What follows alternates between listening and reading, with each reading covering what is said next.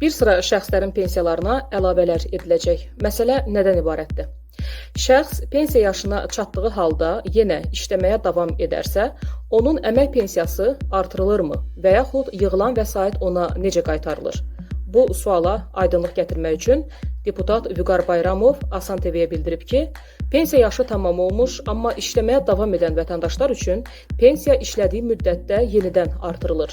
İşləyən vətəndaşlar üçün pensiya məbləği ilk dəfə 6 ildən 2 dəfə olmaqla artırılır. Bu zaman işinə davam edən vətəndaş üçün onun 6 il ərzində pensiya hesabında yığılan kapital 72-yə bölünür.